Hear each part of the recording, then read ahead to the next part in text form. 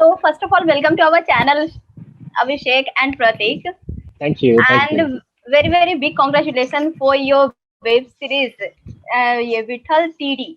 Promo is amazing and the trailer is also looking amazing. So what kind of responses you got till now related to Vittal TD promo and ये trailer teaser? See, after the first look, the Yeah. teaser, then the motion poster, and then the trailer, I guess people are very excited. We have been receiving a lot of comments on social media. There are a lot of people who are reaching out personally also. In our inner circle, also people are very excited because I guess this is the subject which has never been spoken in Gujarati cinema or Gujarati web world till now. So it's a very interesting world that we have created with Vittal, and that's it. Yeah, we are super excited about it. Yeah, Abhishek sir, which kind of story in this Vittal TD? I want to know. Can you brief me?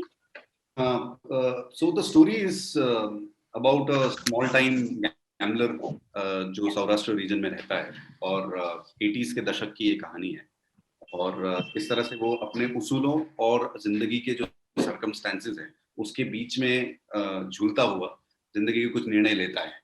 तो classical 80s की कहानी है और it's an ode to the films that you've seen in the 80s, be the music of Kalyan ji, Anand ji, R.D. Burman, or be the Angry Young Man and the Vinod Khannas of our world that we have seen in the 70s and 80s. Okay. Prateek sir, जिस तरह से आप character निभा रहे हैं, सो अपने character की क्या कुछ आप खासियत बताना चाहेंगे या फिर कितना कुछ रिलेट कर पाए अपने कैरेक्टर से, ये जानना चाहूंगी.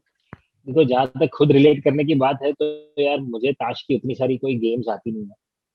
तो मैं मतलब वो जब छोटे थे तब जो खेलते थे यार, वो 2 3 5 और 7 8 और उससे ज्यादा मैं कुछ कभी खेला नहीं ताश में. तो वैसे तो कोई रिलेशन है नहीं, गैम्बलिंग लाइफ में कभी की नहीं. पर सबसे ज्यादा मजा जो भी इस कैरेक्टर को करने में आया वो ये है कि बहुत ही ह्यूमन कैरेक्टर है, कॉम्प्लेक्स इमोशंस है. और ये जो वर्ल्ड हमने क्रिएट किया है और सौराष्ट्र का एक गांव है, गांव के उसके आजू बाजू की पूरी जो दुनिया है वो बहुत रिलेटेबल मुझे इस हिसाब से लगती है क्योंकि मैंने ऐसी बहुत सारी कहानियां पढ़ी है. आप गुजराती लिटरेचर अगर देखोगे, सौराष्ट्र की रसधार और सौराष्ट्र का लिटरेचर देखोगे तो आपको ये जो विजुअल्स है ना वो सारे दिखेंगे किताबों में भी जब आप पढ़ते हो. तो मुझे ये एक बहुत मजा आया कि ऐसी एक कहानी का मैं हिस्सा बन पाया हूँ और ऐसी एक कहानी ओहो जैसे प्लेटफॉर्म पे आ रही है और मतलब वो दुनिया के कोने कोने में गुजरातियों तक पहुंचेगी और इनफैक्ट नॉन गुजराती तक भी पहुंचेगी. ओके. सो कितना चैलेंजिंग रहा इस किरदार को निभाना या फिर इस वेब सीरीज को करना आपके लिए और अभिषेक सर आपके लिए, कि कितना डायरेक्शन में क्या कुछ मुश्किलें आई या फिर आप लोग कितना एंजॉय किए इसको करते हुए, ओवरऑल एक्सपीरियंस कैसा रहा?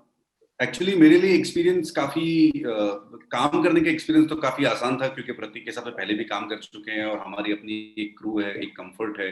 और प्रतीक जब भी काम करने आता है तो कभी भी ऐसा नहीं लगता कि एक एक्टर या एक स्टार, अब तो स्कैम स्टार भी है प्रतीक, तो ऐसा नहीं लगता है कि एक सुपरस्टार या स्टार आया है. इट इज लाइक मतलब प्रतीक की खासियत ये है कि हम अगर कहीं अटक जाते हैं तो प्रतीक हमारी मदद भी करने आ जाता है. तो this is the kind of modesty that this man has. and जहां तक एज अ डायरेक्टर बात है तो क्योंकि मैंने अब तक फिल्में ही बनाई हैं तो फिल्मों के फॉर्मेट से उठ करके एक वेब सीरीज के फॉर्मेट को लिखने से लेकर के बनाने तक का एक थोड़ा अपना खुद का एक चैलेंज रहता है, जो इंटरनल चैलेंज है, उसको झेलते हुए हमने बस बना दी. ओके सर, आपसे जानना चाहूंगी. अरे बहुत मजेदार था. हमने जहां पर जाके शूट किया है ना वो जगह भी बहुत मजेदार थी और जिस एटमॉस्फेयर में जैसे और देखिए ultimately we are talking about regional content right. तो रीजनल के अपनी एक खुद की कुछ चैलेंजेस होती हैं और ये सारी चैलेंजेस हम लोग तो पिछले 10 सालों से देख रहे हैं. बेआर के टाइम से हम लोग देख रहे हैं, शायद अभिषेक तो मुझसे भी पहले से जानता है इन सारी चैलेंजेस को. और अब तो उसने मास्टर कर लिया है कि ऐसे चैलेंजिंग एनवायरनमेंट में ही काम करना चाहिए. तो ये सारा जो है ना वो तामझाम बहुत इंटरेस्टिंग है. जैसे हम जिस गांव में शूट कर रहे थे वहां ना इंटरनेट था, कई बार बिजली चली जाती थी. कि कहाँ शूटिंग हुई है? अभिषेक लोकेशन के बारे में बताओ यार. सॉरी, लोकेशन कहाँ शूट किया है वो थोड़ा लोकेशन के बारे में. ये सौराष्ट्र के गिर रीजन में, गिर के बारे में आपने सुना ही होगा, सासन गिर और गिर, उस रीजन में शूट हुई है. और मजे की बात ये है कि जहां हम शूट कर रहे थे वहां समझ लो कि 100 मीटर के अंतराल पे ही आपको शेरों के दहाड़ों की आवाज सुनाई देती थी, शेर दिखाई देते थे. रात में जब आप आधी रात को शूट कर रहे तो शेरों के दहाड़ सुनाई देते थे. तो हमने मतलब बीच जंगलों में जाकर के शूट किया है, उधर के छोटे छोटे गाँव और कस्बों में जाके शूट किया है. तो और उस तरह का पीरियड हमने सेट करने की कोशिश की है। सारे रियल लोकेशंस हैं और बात भी वहां की है, तो और मजेदार है। मतलब it adds a lot of lot of value to the story. Vithal Teedi web series की बात की जाए तो आप लोग दोनों के हिसाब से क्या कुछ ऐसा लगता है यूएसपी पॉइंट्स जो ऑडियंस को पसंद आएंगे इसमें? एक तो बात हालांकि गुजराती भाषा की है ये वेब सीरीज, लेकिन मुझे लगता है कि इसकी अपनी खुद की ग्लोबल अपील है। दूसरी चीज जो लोगों को बहुत अच्छी लगेगी शायद, जो मैं सिर्फ शायद कह सकता हूँ क्योंकि अब तो जनता जनार्दन ही जानती है क्या होगा इसका, लेकिन जो इसकी स्टाइल है, जिस तरह का हमने म्यूजिक क्रिएट किया है, जिस तरह की स्टाइलिंग क्रिएट की है प्रतीक की, जो आप ट्रेलर में भी देखोगे, तो एक रेट्रो लुक दिया है, एक रेट्रो फील दी है, तो शायद वो लोगों को काफी अच्छा लगेगा। और तीसरी जिसके लिए अब प्रतीक बहुत माने जाते हैं और विश्व भर में लोग पहचान गए उन्हें, वो है उनकी डायलॉग डिलीवरी। तो डायलॉग डिलीवरी में से भी कुछ कुछ रस जो है वो आएगा और लोगों को मजा आएगा उसमें से। ओके, प्रतीक सर आपसे जानना चाहूंगी। बहुत सारी चीजें ऐसी हैं जो मुझे लगता है कि जो कि ऑडियंस को बहुत पसंद आएंगी। एक तो गुजराती में इस प्रकार का कंटेंट अभी तक नहीं बना है, तो वो एक नयापन है इसमें।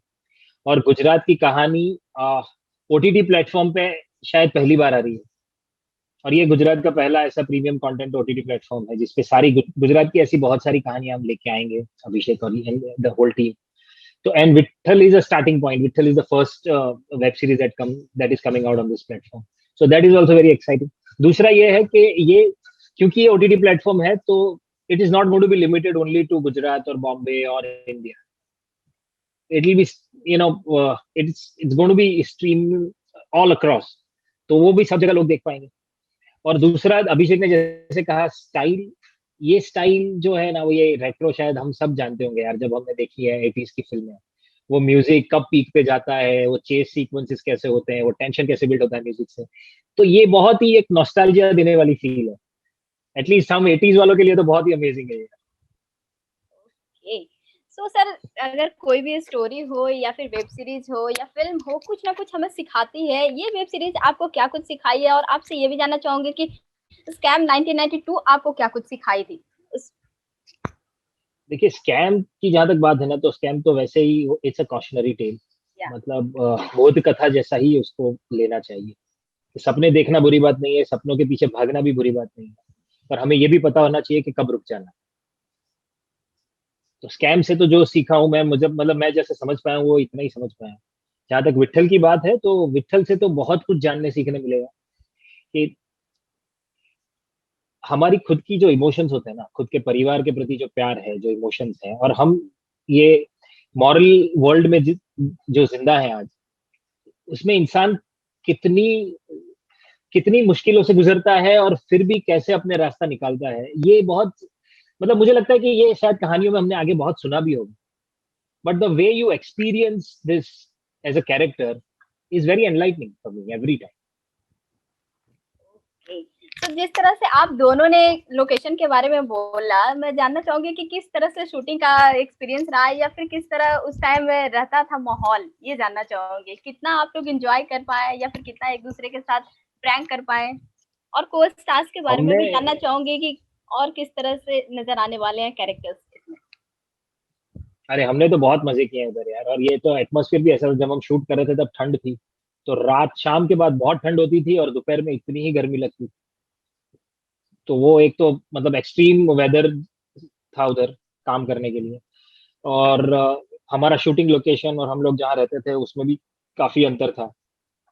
और जैसे अभिषेक ने कहा कि जंगल से थोड़े ही दूर थे हम, तो कभी भी शेर की दहाड़ सुनाई देती है, कभी भी कोई मतलब, और ये भी बहुत फैसिनेटिंग लगता था कि हम यहाँ शूट कर रहे हैं और जैसे एक्शन बोलो कि उधर ही शेर की दहाड़ आती थी। तो हम तो ऐसा मजाक कर रहे थे कि शेर भी शायद हमारा एक्शन सुन के शेर ही दहाड़ना शुरू कर देता है हमारे से पहले। पर हाँ, एक बात ये होती थी कि सुबह उठे, रेडी हुए और फिर सेट पे चले जाते थे, फिर हमें नहीं पता हम वापस कब जाएंगे। तो हमने मतलब ऐसे शूट किया है कि it never felt like we are shooting or we are on a project, it is, we were just enjoying ourselves. Abhishek sir, आप क्या कुछ बताना चाहेंगे विट्ठल टीडी के बारे में, अपने आप से, खुद से, जो आपको लगता है कि ऑडियंस को जानना चाहिए? मुझे लगता है कि गुजराती एंटरटेनमेंट में ये एक ऐसा पहला प्रयास है, और अपना खुद का एक रीजनल ओटीटी प्लेटफॉर्म जो है वो अपने आप में गुजरातियों को एक गौरव अनुभव कराए वैसी बात है। हम चाहेंगे कि ग्लोबली गुजरात में गुजरातियों की कहानी ना ही सिर्फ गुजरात में लेकिन ग्लोबली सब तक पहुंचे और सिर्फ गुजरातियों तक सीमित ना रह जाए, क्योंकि कहानियों की अब कोई ऐसी भाषा नहीं रही है। अगर हम स्पेनिश भाषा की भी सीरीज देख सकते हैं तो हम गुजराती भाषा की भी सीरीज देख सकते हैं। तो हमने कोशिश सिर्फ ये की है कि हम अच्छी कहानी लोगों तक जितने भी हो सके उतने पहुंचाने की कोशिश की है। जहां तक एक्सपीरियंसेस की बात आती है तो I think her film her project अपने आप में एक अपना चैलेंज और अपने एक्सपीरियंसेस लेके आता है। और प्रतीक जैसे व्यक्ति के साथ में काम करने का एक अपना एक्सपीरियंस है। हम तो मतलब नेक्स्ट क्या करना चाहते हैं उसके बारे में भी तुरंत सोचना शुरू कर लेते हैं, क्योंकि अब प्रतीक बहुत बिजी है तो हमें अभी से लिखना शुरू करना पड़ेगा और आकर के 1 साल 1.5 साल में फिर प्रतीक की डेट मिले और फिर हम कुछ ऐसा कमाल का काम करें साथ में मिलकर के, वैसी कोशिश करेंगे। बट जहां तक लोगों तक पहुंचाने की बात है तो मैं चाहूंगा कि लोग जाने गुजराती कल्चर को, गुजराती भाषा को, गुजरात में बनते एंटरटेनमेंट या कंटेंट को, और समझें कि हम सिर्फ गुजराती भाषा से या गुजरातियों से लिमिटेड कुछ नहीं कहना चाहते, हम दुनिया में लोगों तक पहुंचना चाहते हैं। ओके, सो अपकमिंग प्रोजेक्ट्स क्या कुछ होने वाले हैं आप दोनों के? वो अभी तो कुछ डिसाइडेड नहीं है, अभी बस अपकमिंग तो यही है, अब देखते हैं आगे कैसे क्या होता है। ओके, प्रतीक सर आपसे जानना चाहूंगी कि और क्या कुछ अपकमिंग प्रोजेक्ट्स आ रहे हैं, फिल्म आएंगे या फिर वेब सीरीज आने वाली है आपकी? फिल्म्स और वेब सीरीज दोनों कर रहा हूँ मैं इस साल, तो दोनों आएंगे। जिसकी शुरुआत विट्ठल तीड़ी से हो रही है। इनफैक्ट विट्ठल तीड़ी स्कैम के बाद का हमारा पहला ऐसा काम है जो रिलीज हो रहा है। बाकी तो या मतलब जैसे ये थोड़ा माहौल बाहर का ठीक होगा, शूटिंग शुरू हो जाएंगी, बाकी सब। जिस तरह का अभी माहौल बना हुआ है पेंडेमिक का और कोविड-19 का, जिस तरह से सिचुएशन है अपने देश में, तो क्या कुछ उसको लेकर आप लोग दोनों बोलना चाहते हैं? उस पर आप दोनों का क्या टेक होगा? ये मेरा तो टेक बहुत सिंपल है। मैं ये मानता हूँ कि मैं जानता हूँ कि हर एक आदमी बहुत कुछ शायद ना कर पाए, पर एक चीज तो हर एक आदमी कर सकता है और वो उसे करनी चाहिए। वो देश की, खुद की, सोसाइटी की बहुत बड़ी सेवा होगी। सिर्फ अपना ध्यान रख के अपनी सुरक्षा का इंतजाम भी कर लेगा हर एक आदमी, तो भी शायद बहुत कुछ हो पाएगा। बिकॉज जैसे लोग मतलब भीड़ में बाहर जाना और ये सब, वो जो हुआ पिछले कुछ महीनों में, इसी का नतीजा हम लोग सब भुगत रहे हैं। तो मैं बोल रहा हूँ बाकी सब भी छोड़ दो, थोड़ा सेल्फिश होकर सिर्फ खुद का सोचना भी शुरू कर देंगे लोग, तो भी हम बहुत अच्छी सिचुएशन में पहुंच जाएंगे। मैं लोगों से सिर्फ यही प्रार्थना करना चाहूंगा कि आप अगर कुछ भी देश की सेवा करना चाहते हैं तो अपने घरों में रहिए और अपने परिवारजनों का ध्यान रखिए और आसपास में लोगों को भी इस बारे में सचेत कीजिए कि वो अपने घरों में रहें और बिन जरूरी बाहर न निकलें। कुछ ही समय और खींचना है, पॉजिटिव माइंडसेट से आगे बढ़ते हैं और ये एक चीज है, दिस शैल ऑल्सो पास, और हम एक नया सूर्योदय देखेंगे शायद। ओके, प्रतीक सर आपने स्कैम 1992 किया, उससे अलग ही आपको फेम मिला, सो बहुत कुछ लाइफ में चेंजेस आई होगी और बहुत कुछ कॉम्प्लीमेंट्स मिले होंगे, सो इसको आप किस तरह से लेते हैं ये जानना चाहूंगी मैं। कि मैं तो इसे बाय प्रोडक्ट की तरह लेता हूँ। मैं जो काम करता हूँ उसके साथ ये सारी चीज जुड़ी हुई है। हमारा फील्ड ऐसा है कि ये हमें ज्यादातर लोगों तक पहुंचा देते हैं और लोगों का ऐसा मतलब स्कैम से जो हुआ, लोगों को वो किरदार बहुत पसंद आया, वो पूरी कहानी बहुत पसंद आई है। तो इसका श्रेय मुझ अकेले का नहीं है, ये श्रेय पूरी टीम का है। बिकॉज सारे डिपार्टमेंट ने इतना बेहतरीन काम किया कि स्कैम एज ए सीरीज लोगों के दिल को छू गई। और क्योंकि मैं उसका चेहरा बना हूँ, मैं उसका फेस हूँ, मैं उसमें काम कर रहा था, तो शायद सारा प्यार मुझ तक पहुंचा रहे हैं, जो कि मैं चाहूंगा कि वो पूरी टीम तो खुद तक बांट दूं, सबको दे दूं। और मैं इसे एक बाय प्रोडक्ट की तरह ही लेता हूँ। मैं इसे के बारे में ज्यादा सोचना नहीं चाहता। तो आगे क्या कुछ आपकी प्लानिंग है? किस तरह से आप सेलेक्टिव प्रोजेक्ट्स करना चाहेंगे या फिर जो कुछ आएगा उसके लिए हाँ बोलना चाहेंगे? किस तरह से आपकी रहेगी? जी नहीं, मेरा हमेशा से यही तरीका रहा है, यही प्रोसेस रही है। फिर चाहे वो थिएटर हो, चाहे गुजराती फिल्म हो, चाहे हिंदी फिल्म हो या वेब सीरीज, जो स्क्रिप्ट मुझे ज्यादा एक्साइट करती है, कुछ नया कैरेक्टर करने मिलेगा जिससे मैं कुछ सीख पाऊंगा या जिसमें मैं वैल्यू ऐड कर पाऊंगा, मैं उसी का पार्ट बनता हूँ। अब इसे अगर सिलेक्टिव कहा जाए तो मैं सिलेक्टिव हूँ या फिर पता नहीं। सर आपने हर्षद मेहता का किरदार किया है, जिस रोल को आपने निभाया वो तो अमेजिंग था ही। सो आपसे जानना चाहूंगे कि आपका ड्रीम प्रोजेक्ट क्या कुछ था या फिर क्या यार कुछ है मेरे ड्रीम आगे, क्या प्रोजेक्ट तो कुछ? बहुत हाँ, सारे हैं, आपसे जानना चाहूंगी बहुत कि सारे हैं, बहुत सारे हैं। किस पर मुझे तरह के आप बायोपिक कैरेक्टर्स रोल? करने में बहुत मजा आता है। मुझे बायोपिक कैरेक्टर्स करने में बहुत मजा आता है। मैंने ऐसे बहुत सारे कैरेक्टर्स थिएटर में भी किए हैं। तो मुझे यहाँ और फिल्मों में, वेब सीरीज में बायोपिक करने में ज्यादा मजा आएगा मुझे, ऐसा मुझे लगता है। एंड लास्टली क्या कुछ आप दोनों बोलना चाहेंगे विठल टीडी वेब सीरीज के बारे में? विठल टीडी वेब सीरीज के बारे में क्या कुछ आप फैंस से बोलना चाहेंगे, ऑडियंस से क्या कुछ मैसेज देना चाहेंगे आप? मेरा मैसेज तो ऑडियंस को यही है कि हम लोग हर बार एक नया एक्सपेरिमेंट करते हैं। इस बार हमने नया एक्सपेरिमेंट हमारी मातृभाषा में किया है, गुजराती में किया है। और एक ही रिक्वेस्ट करना चाहूंगा सबसे कि इसे भी उतना ही प्यार दें। आप लोग देखिए, आपको जो लगा, जैसा लगा, वो सब हम तक पहुंचाइए। हमारा प्रयास हमेशा से ये रहा है कि जैसे गुजरात की बात अगर करूँ तो गुजरात रीजन की बेहतरीन कहानियां, बेहतरीन किरदार आप तक पहुंचा सके। इस बार भी यही प्रयास किया है और यही प्रार्थना है कि आप लोग इसे भी इतना ही प्यार दें। अभिषेक सर, क्या कुछ आप ऑडियंस से मैसेज देना चाहेंगे? मैं ऑडियंस को सिर्फ यही रिक्वेस्ट करना चाहूंगा कि पहली बार ऐसा कोई प्रयास होने जा रहा है, गुजराती अपना खुद का एक ओटीटी रीजनल प्लेटफॉर्म आ रहा है। अगर आपको उसका कंटेंट पसंद आए और ये प्रीमियम कंटेंट लोगों तक पहुंचाने की जिम्मेदारी अगर आप ले सकें, तो दुनिया भर में लोगों को दिखा देते हैं कि गुजराती अपनी एक छवि जो है वो किस तरह से दुनिया तक आगे रख सकता है। Thank you, thank you, Abhishek, thank you.